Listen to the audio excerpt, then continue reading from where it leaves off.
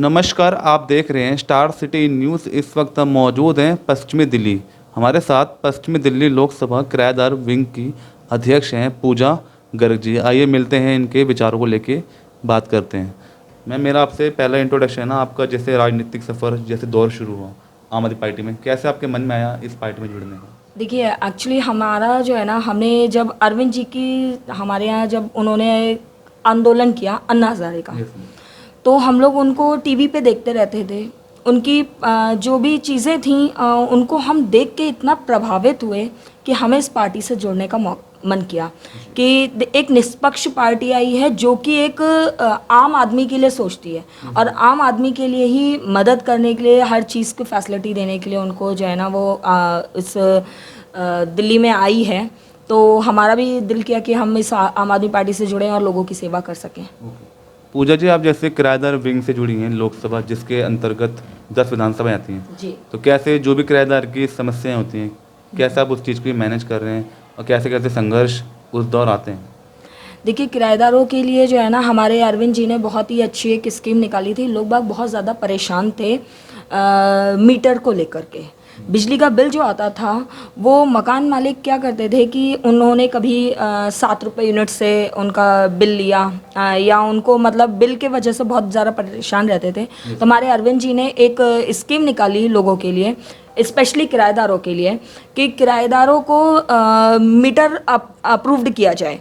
उसमें उनको किराएदार मीटर जो है ना, लेकिन उसमें यह था कि हमारे अरविंद जी ने दोनों की सहमति से, आपसी सहमति से उनको किराएदार मीटर में 200 यूनिट्स फ्री दी।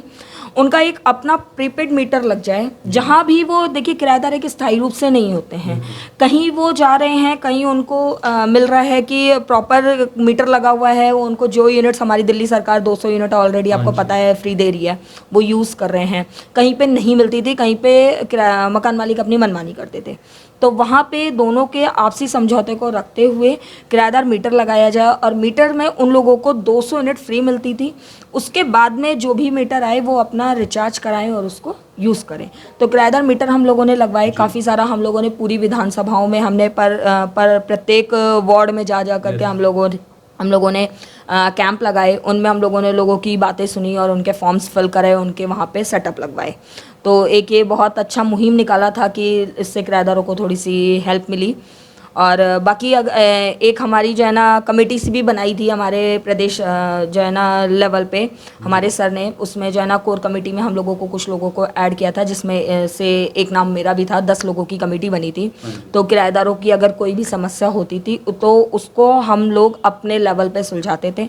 हमें दिल्ली सरकार की तरफ से एक लीगल पैनल भी मिला था, जिस लीगल पैनल ने हम लोगों को सपोर्ट किया कि अगर उनका कोई भी डिस्प्यूट चल रहा है किराएदार और मकान मालिक का, तो उनको सॉर्ट आउट करा सकें, उनको पर्सनल लेवल पे। जी। अच्छा, राजनीति के अलावा मैम आप प्रोफेशनली क्या करती हैं? मैं प्रोफेशनली वैसे तो मैं काफ़ी सारी संस्थाओं से भी जुड़ी हुई हूँ।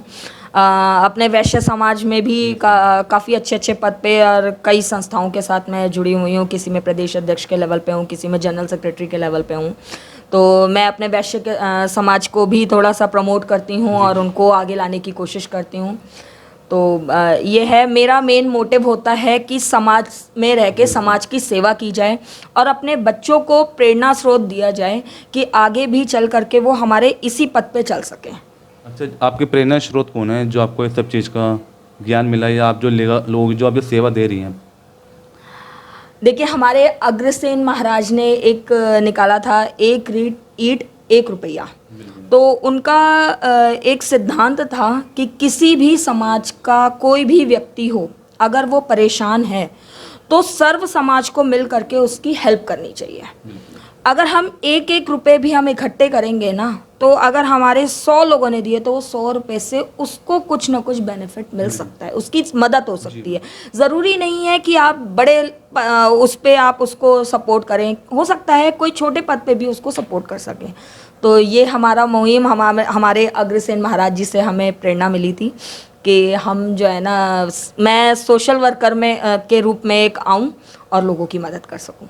मैम, जनकपुरी विधानसभा, वहाँ के जो विधायक हैं राजेश ऋषि जी, जी। कैसा डेवलपमेंट है अपनी विधानसभा में, क्या बदलाव हुआ? हमारे राजेश ऋषि जी का अगर बात आती है तो मैं ये कहना चाहूँगी कि हमारे राजेश ऋषि जी जी हमारे विधायक हैं। उन्होंने कोरोना काल में बहुत लोगों की सेवा करी। उन्होंने एक क्या कहते हैं, एक लव कुश रामलीला कमेटी की तरफ से उन्होंने खाने का जो है ना एक वर्क निकाला था, जो दिन में 2 बार लोगों को, सभी लोगों को विधानसभा में जा करके उन लोगों को खाना डिस्ट्रीब्यूट कराते थे। प्लस हम लोगों को जितने भी हम पदाधिकारी थे उन सभी ने अपनी अपने सेल्फ ड्यूटीज़ ले करके और कोरोना काल में लोगों को राशन बंटवाने में हेल्प करी। कहीं पे किसी को भी कोई ज़रूरत हो तो उनके, कुछ लोग ऐसे भी होते थे कि जो बुज़ुर्ग हैं वो लोग सेल्फ नहीं आ सकते हैं वहाँ पे, तो हमने उनके घर पे भी जा कर के उनको राशन में हेल्प करी। कोरोना काल में हम लोगों ने काफ़ी हद तक लोगों को सपोर्ट किया। जिस तरीके से भी अपने लेवल पे हम लोग कर सकते थे उस तरीके से हम लोगों ने सपोर्ट किया। और हमारे राजेश ऋषि जी का उसमें मैं बहुत धन्यवाद करती हूँ कि उन्होंने हम लोगों को बहुत बहुत सपोर्ट किया। मैम, दिल्ली में जो अग्निपथ वीर योजना जो लागू हुई है मैम, इसका भी कहीं ना कहीं जगह जगह बट एक ही चीज़ है कि देखिए, हमारे जो देश के वीर हैं हमें उनके बारे में सोचना चाहिए और उनके बारे में देखिए, अगर देश के वीरों ने ही हमारे देश को सपोर्ट करा, हमें सेफ कर रखा है, उन्होंने हमें एक सेफ्टी दे रखी है। नहीं तो कोई भी आप देखते हैं बॉर्डर पे वो लोग रात दिन ठंडक में भी, हम लोग सर्दियों में हम लोग चाहते हैं कि हम लोग अपने घर पे सेफ रहें, वो 0 डिग्री में भी जा कर के लद्दाख में खड़े होते हैं और बर्फ़ की जगहों में जहाँ हम लोग 10 मिनट भी नहीं खड़े हो सकते, वो लोग पूरे पूरे दिन पूरी रात खड़े होकर के हमारे देश की सेवा में लगे हुए हैं। तो मैं चाहती हूँ कि जो है ना, हमारे अग्निवीरों को मैं कहती हूँ कि हमारे देश को सोचना चाहिए और उनके लिए जो भी बेस्ट से बेस्ट स्कीम हो वो उनके लिए लेकर के आए। जनकपुरी विधानसभा के मैम क्या क्या समस्याएं, क्या हालात हैं आपके वार्ड की? हमारे वार्ड में देखिए, कोई भी समस्या अगर आती है तो हम लोग उसको विधायक जी के पास में लेकर के जाते हैं और हमारे विधायक जी उनको जो है ना अपने लेवल पर जितना भी हो सकता है वो उनको मदद करते हैं। किसी को, जैसे कि अभी मेरे बीच में मेरे पास मेरी एक फ्रेंड थी, उन्होंने मुझसे आकर के आग्रह किया कि उनके हस्बैंड चनन देवी हॉस्पिटल में एडमिट थे, तो उनको उनके मतलब इलाज में थोड़ी सी प्रॉब्लम आ रही थी, तो उन्होंने सेल्फ लेटर अपना एक अप्रूव्ड किया और उसको हमने वहाँ पे जाकर के लगवाया, जिससे उनका बिल भी माफ़ करवाया। तो इस तरीके की कोई भी अगर प्रॉब्लम आती है तो हमारे विधायक जी हमें सपोर्ट करते हैं और वो सॉल्व करने की कोशिश करवाते हैं। और मैम, कोई छोटा सा कोई मैसेज, कोई संदेश देना चाहेंगे? मैं अपने सभी देशवासियों को ये संदेश देना चाहूँगी कि हम लोगों को, अपने जितने भी आसपास के लोगों को हैं, हम पूरे देश में तो नहीं फैल सकते हैं, बट अगर हम थोड़ा करके भी अगर अपने आसपास के समाज को और अपने लोगों को जो है ना थोड़ा सा भी अगर सपोर्ट कर सकें अपने लेवल पे, किसी भी तरीके से हो, चाहे वो किसी बच्चे को एडमिशन दिलाने में हेल्प हो या किसी गरीब की रोज़गार में मदद करनी हो या किसी को, देखिए शिक्षा, और मैं कहती हूँ शिक्षा सबसे बड़ी, स्वास्थ्य सबसे बड़ी चीज़ें हैं। तो स्वास्थ्य से रिलेटेड अगर किसी को भी कोई हेल्प चाहिए हो या शिक्षा से रिलेटेड कोई भी हेल्प चाहिए हो तो मैं हमेशा सादर मतलब तत्पर हूँ हर किसी के लिए। तो वो हमारे से मिल सकते हैं, मैं उनकी प्रॉपर जितनी भी मदद होगी मैं करूँगी। Thank you so much. तो यह हमारी सीधी बात पूजा गर्ग जी से, स्टार सिटी के साथ मैं जितेंद्र गुप्ता।